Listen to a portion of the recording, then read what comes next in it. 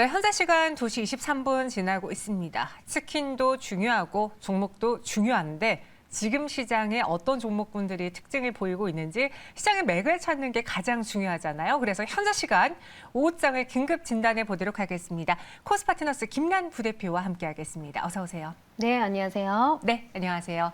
우리 부대표님과 오늘도 세 가지 상황실을 통해서 시장을 아주 냉철하게 분석해 보겠고요. 첫 번째 상황실 만나보시죠. 카카오. 10만 원도 어렵다. 사실 카카오의 주가가 좀 고공행진하던 그때를 생각하면 지금의 가격이 너무나 단기간에 많이 밀렸다는 생각이 드는데 연일 하락 속에 또 10만 원 선이 붕괴가 됐거든요. 네. 카카오의 주가 부진에 대해서 어떤 요인들이 있는지 먼저 정리해 보도록 하죠.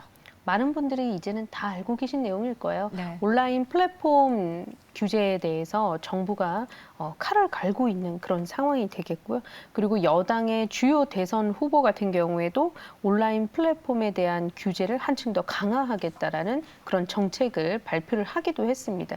이런 분위기가 이미 이제 시장에서 어느 정도 반영이 되었다라고 봤는데 여기에 추가적인 악재까지 지금 더해지고 있어요. 대표적으로는 수급적인 이슈를 꼽아볼 수 있겠는데요. 한때 네이버나 카카오와 같은 온라인 플랫폼 기업들이 주가가 계속해서 고공행진을 달릴 때 기관과 외인 투자자들이 인덱스 자금을 비롯해서 많은 폭의 매수를 해줬었는데 최근에는 그러한 부분에 있어서 이제 포트폴리오를 완전히 이제 교체하자는 차원인 것 같아요. 외인과 기관 투자자들이 보유하고 있었던 물량을 계속해서 내놓으면서 실제로 사업에 있어서의 어떤 비전이나 성장성 이런 것을 떠나고서라도 외인과 기관이 이렇게 강하게 매도를 하게 된다면 사실 그 어떤 종목도 버티기가 힘든 거죠. 이제 그런 차원에서 카카오의 주가가 내려오고 있고 또 대표적으로 이 얘기도 빼놓을 수 없겠는데요.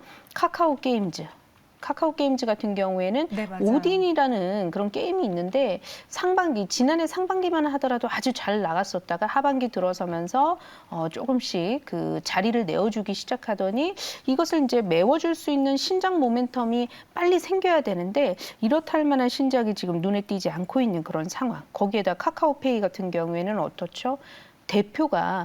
대표로 내정이 되셨던 분이 스톡옵션으로 받았던 지분을 또 시간의 블록딜 형태로 해서 급하게 매도를 함으로 인해서 노조도 이에 완전히 돌아서는 그런 모습들. 오늘 같은 경우에 보니까 지금 대표 자리를 내놓겠다라는 네, 얘기까지 맞아요. 더해지면서 그런 잡음까지 이어지고 있습니다. 거기에다 피코마, 모빌리티, 엔터테인먼트 주요 자회사들이 또다시 이제 상장을 올해 앞두고 있는 그런 상황인데요. 이렇게 되다 보면 카카오가 그동안 가졌었던 가치가 어땠냐면 카카오 모빌리티에 대해서 내가 관심이 있다 가더라도 지금 시장에 상장되어 있는 것이 카카오밖에 없었기 때문에 그쪽으로 수급이 몰릴 수밖에 없었는데 네. 이제는 한 계열사마다 이제 상장을 하게 되면 수급이 분산이 될 수 있다라는 어떤 그런 우려에 의해서 좀처럼 지금 두각을 나타내지 못하는 그런 모습들이 보여지고 있다. 주가상으로 이렇게 말씀드릴 수 있겠습니다. 정말 간단하게 찬마리님이 글 올려주셨는데 2년 동안 7배나 올랐는데 떨어지는 게 당연하다. 물론 가격적인 부담이 있는 상황에서 그렇다고 다 떨어지는 건 아닌데 규제 이슈 있었죠. 그리고 대표의 뭐 지분 매도 이야기 네. 있었죠. 여기에다가 자회사들 알고 보니까 좀 실적이 다소 부진할 것 같다. 여러 가지가 더해지면서 결국 10만 원 선을 내주고 말았습니다. 그런데 보니까 최근 증권가에서 자회사 기업가치 하락의 목표 주가를 일제 하향 조정했음에도 불구하고 지금 목표가가 16만 원이라는 거예요. 지금 주가는 10만 원 미친데. 네. 그럼 그냥 단순하게 따졌을 때는 이런 걸 다 고려해 봤을 때도 지금 가격은 싸다가 결론이 나는 건가요? 어떤 건가요? 글쎄요, 목표 주가 16만 원. 16만 원이면 네. 지난번 사상 최고가 부근이기도 한 가격이거든요. 네. 이제 최고가가 17만 3천 원이기 때문에 지금 10만 원 아래에서 16만 원이라는 목표 주가를 내놓는 증권사의 리포트에 그리고 그들이 제시한 목표 주가에 너무 신뢰를 하기보다는 네. 현재 시점에서 어떻게 대응을 하느냐가 중요할 것 같아요. 특히나 기존 보유자 관점의 영역에서 보면 더욱 그러하죠. 그런데 이제 제가 드리고 싶은 얘기는 단기간에 낙폭이 좀 과하긴 했어요. 특히나 속도감 있게 밀렸던 그 가격이 올해 들어서서 11만 원에서부터 급격하게 하락하기 시작하면서 지금의 주가 지수의 하락까지도 어떻게 보면 국민 주식이었던 카카오의 하락으로 인해서 영향을 주고 있는 것도 일정 부분이 있다라고 저는 생각을 합니다. 그래서 주가가 서서히 낙폭을 어느 정도 멈추게 됐었을 때에는 자연스러운 기술적인 반등은 좀 가능하리라고 보고 있고요. 그러한 마디선이 어디쯤이 될 것인가 차트를 보니까 네. 지금 보면 과거에도 한 11만 원에서 12만 원 선 부근에서 지지를 받으면서 한 차례 상승이 나타나기도 했었었고요. 또 최근에 주가가 급하게 하락하기 이전에 여러 번의 이제 지지가 나타났었던 가격선이 이제 11만 원 선이기 때문에 기술적인 반등이 나타난다면 역시나 한 11만 원 선 정도를 노려봐야 되지 않을까라고 보고 있습니다. 이 가격 이상으로 올라가기 위해서는 매물대가 상당히 좀 두텁기 때문에 지금 카카오를 둘러싼 여러 가지 악재를 해소를 하면서 또 호재들이 좀 많이 나와줘야 될 것 같아요. 이 매물대를 쉽게 돌파를 하기 위해서는. 그래서 그런 부분들을 좀 그 포커스를 맞춰주셨으면 좋겠고요. 또 특히나 기관과 외인 투자자 두 축 가운데 한 축이 수급이 매수로 전환이 되는 그런 시점들 잘 체크를 해보셨다가 어쨌든 반등을 통해서 좀 빠져나와 보자. 이렇게 좀 말씀드려보도록 하겠습니다. 네. 지금 이 16만 원에 대해서 의미를 크게 부여할 필요는 없어 보이지만 그래도 단기간에 과대 낙폭을 보였기 때문에 일시적인 반등은 예상이 된다. 목표주가 11만 원 제시해 주셨고요. 성장주 순환 시기에 뭐 게임과 2차 전지 콘텐츠주들이 급락하고 있습니다. 비단 카카오만의 이야기가 아니잖아요. 네, 그렇습니다. 지금 이 상황에서 버려야 할까요? 버텨야 할까요? 오늘 성장주에 대한 코멘트 한 줄 평으로 마무리 정리해 볼게요. 지금 당장은 아니다라는 얘기를 좀 드려야 될 것 같고요. 부연 설명 조금 더 해도 되나요? 게임주 같은 경우에는 지금 뭐 성장주도 여러 섹터가 있습니다. 그런데 게임주 같은 경우에는 지난해에 엄청나게 많이 올랐던 것은 아니고 이제 하반기에 여러 가지 재료들로 인해서 기술적인 반등을 좀 하기는 했었었는데 보면은 시세가 다한 것 같지는 않다라는 그런 생각이 들어요. 최근 들어서서 보면 조이시티나 M게임이나 몇몇 게임주들은 추세가 여전히 살아있는 모습들이 보여지고 있거든요. 기술적으로. 그래서 그런 부분들을 감안해 본다면 네. 게임주들은 조만간 우리가 또다시 한번 눌림목에서 공략을 해봐야 되지 않을까라고 보고 있고 앞서서 이제 성장주에 대해서 제가 지난 시간에도 좀 말씀을 드렸던 것 같은데 지금 금리 인상 얘기, 또 조기에 또 금리 인상을 하겠다라는 그런 얘기들이 더해지고 있기 때문에 지금 당장은 어쨌든 아니다라는 거는 많은 분들이 공감을 하실 겁니다. 이러한 얘기들이 서서히 좀 뒤로 빠지면서 낙폭이 과대됐던 그런 부분에 있어서 수급이 전환이 된다면 아마 대다수의 성장주들도 한 차례 사이클을 그려갈 수 있는 반등은 나오지 않을까라고 보고 있습니다. 지금은 아니다라고 이야기해 주셨습니다. 카카오에 대해서 오늘 이야기할 때 많은 분들이 대표 그리고 오너리스크 이야기를 좀 많이 하는 것 같습니다. 말씀드린 것처럼 사실 신뢰를 잃게 되면 아무리 회사가 좋은 일을 하고 또 실적을 낸다고 하더라도 주주들에게 외면을 받게 되죠. 이번 기회를 통해서 반성했으면 좋겠네요. 이어서 두 번째 상황실 넘어가 보겠습니다. 원전 세일즈, 우리 기술과 오늘 한전 기술이 많이 오르고 있고요. 산업부에서 원전 세일즈 자료를 공개하면서 지금 보니까 그동안은 탈원전 이야기를 하는 것 네. 같았는데 이제 해외 순방을 돌 때는 국내 기업들의 원전 기술을 판매하기 위해서 적극적이었다라는 걸 알게 된 거잖아요. 네, 그렇습니다. 이제 그러면서 네. 오늘 시장에서 이제 관련주들이 큰 폭의 또 상승을 이어나가고 있고요. 또 지난주 같은 경우에도 이 시간대에 잠깐 반짝했었던 기억이 납니다. 그때는 EU 쪽에서 이 녹색 금융이 상당히 중요한데 분류 체계 안에서 원전을 집어넣겠다라는 초안이 그 등록이 됐었던 그런 상황이었거든요. 그래서 그러면서 원전의 시세가 조금씩 살아나는가 싶더니 오늘 같은 경우에는 원전 안에서의 개별주들이 또다시 지금 말씀 주셨던 원전 세일즈 자료 공개가 되면서 다시금 상승을 좀 이어나가는 그런 분위기입니다. 다소 좀 아이러니한 것은 어쨌든 대통령이 10월 말에 유럽 순방길에 올랐을 때 그때 유럽 기후변화 협약 당사국 총회에서는 탈원전과 탄소 중립은 병행이 가능하다라는 얘기를 하셨어요. 이제 그렇기 때문에 아무래도 자리한 곳이 유럽 기후변화 협약 당사국 총회였기 때문에 그런 발언을 하시지 않았을까라는 생각이 드는데 바로 그 뒷날 같은 경우에는요. V4 정상회의라고 해서 주로 우리가 이제 원전을 수출을 할 수 있는 그런 국가들이에요. 그래서 그런 국가들과의 모임에 있어서 이 자료를 썼다라는 거죠. 그래서 한국의 원전은 기술력에 있어서는 뭐 단연코 세계 최고고 원전 건설 단가로만 놓고 봤었을 때에도 여타 다른 경쟁국보다 훨씬 더 우리한테 맡기는 것이 건설 단가를 낮출 수 있다라는 어떤 그런 내용들을 집약적으로 모아놨던 자료가 오늘 공개가 됐기 때문에 이런 내용들을 여러 투자자분들이 좀 보시면서 역시 한국의 원전은 끝날 재료가 아니야라고들 많은 분들이 평가를 내리고 계시는 것 같습니다. 네, 그리고 유럽연합 원전 신규 투자에 대한 목소리도 점차 커지고 있다고 하는데 저는 또 개인적으로 궁금한 게 사실 신재생 에너지를 향해 가고 있는 이 상황 속에서 부침을 겪었잖아요. 전력난이라는 네, 아주 큰 고비를 지난해 겪어서 그로 인해 잠깐 신재생 에너지가 자리 잡기 그 잠깐만 원전을 쓰겠다라는 건지 아니다. 원전을 완전히 포기할 수는 없겠구나라서 다시 돌아가는 건지 어느 쪽이 맞는 걸까요? 저는 이렇게 말씀드리고 싶어요. 이 원전이라는 것이 네. 추세라는 게 있잖아요. 그리고 원전이 한번 가동해서 수명이 다할 때까지 그 사이클이 굉장히 깁니다. 투자를 하는 입장에서는 우리가 먼 20년, 30년 뒤를 예상을 할 것이 아니라 지금 현재의 관점에서 한 1, 2년 뒤 어느 정도 좀 짧은, 비교적 짧은 그 미래를 전망을 해봤을 때에는 이런 분위기가 감지가 되고 있다는 게 굉장히 중요한 것 같아요. 유럽은 벌써 10년 전부터 풍력 에너지라든지 해상 풍력 쪽도 신경을 많이 쓰기도 했었었고요.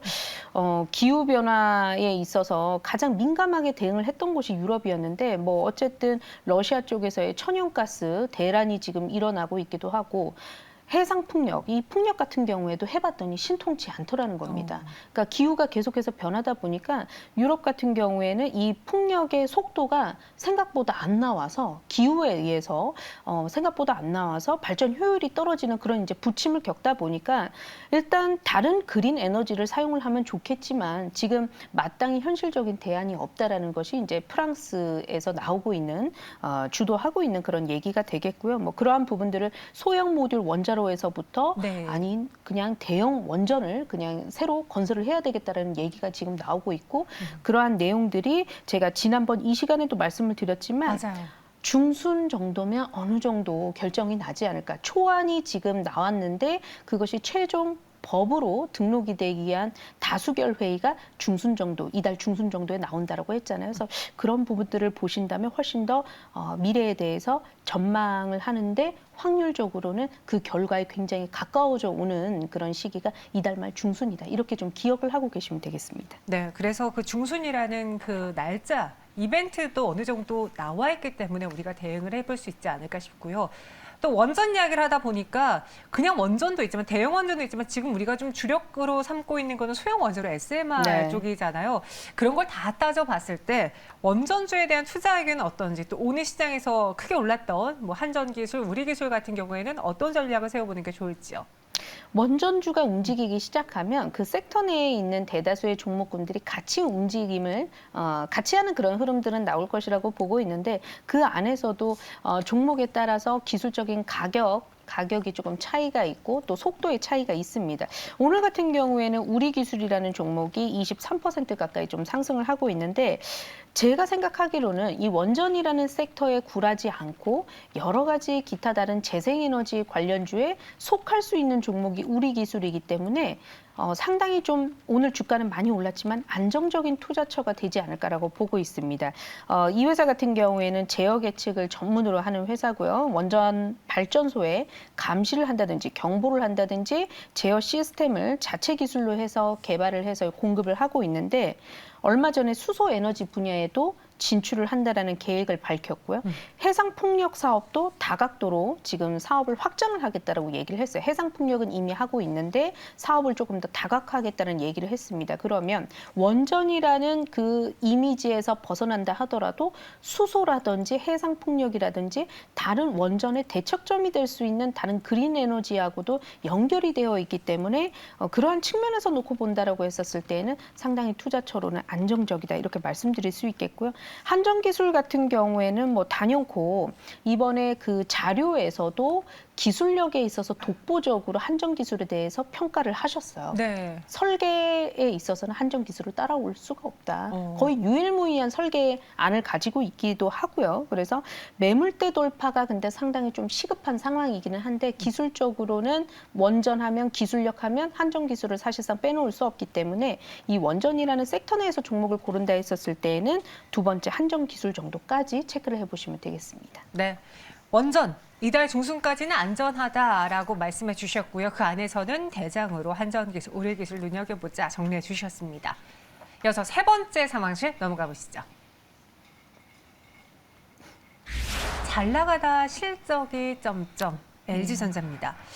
참 아이러니한 게 작년 연매출은 신기록을 경신했어요. 그게 뭐 프리미엄 가전, 네. 프리미엄 이 고부가 그 제품으로 인한 전략이 적중했다라는 평가인데 근데 또 4분기 실적은 시장 컨센서스를 영업이익에 좀 크게 못 미쳤더라고요. 네, 맞습니다. 매출액 기준으로는 네. 사상 최대치였는데 증권가에서부터 그런 얘기는 있었어요. 아마 이번에는 물류비 부담 이슈가 있고 또 원재료 가격이 상승을 했기 때문에 다소 수익성이 악화됐을 것이다라는 그런 전망들은 있었지만 매출액이 최대치를 경신을 하면서 영업이익에 대해서도 어느 정도 기대를 했던 것도 사실이었거든요. 그런데 뚜껑을 열고 보니까 영업이익이 지난해 대비해서 한 20%가량은 수치가 떨어진 그런 이제 수치를 발표를 했다라는 거 이제 예상 실적이기는 합니다만 아마 좀 거의 비슷하지 않을까라고 보고 있어요. 그래서 이런 부분은 좀 다소 아쉬운 대목이 될 것 같아요. 단기간에 이것이 이제 빨리 해결이 될 수 있는 그런 수순은 아니기 때문에 거기에다 이제 생활가전 사업 같은 경우에 LG전자 하면 이제 생활가전이죠.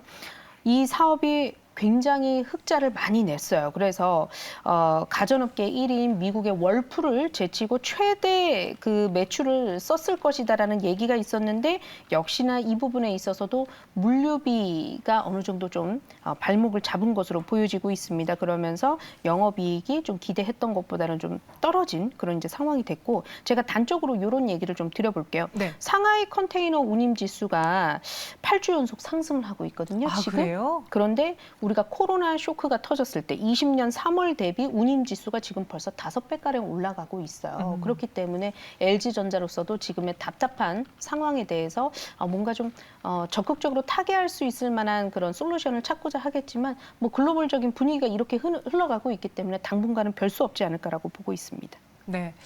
지난 하반기에 이제 그룹으로 따지면 사실 LG그룹만큼 주가가 많이 올랐던 그룹도 없거든요. 네. 그리고 LG 디스플레이, LG 이노텍, LG 전자까지 모든 종목들이 다 상승을 했습니다. 가전, OLED, 전장이라는 모멘텀을 다 보유하고 있는데 오늘도 양자 컴퓨팅 개발 이야기가 나왔거든요. 이것도 우리가 주요하게 봐야 될 뉴스인가요?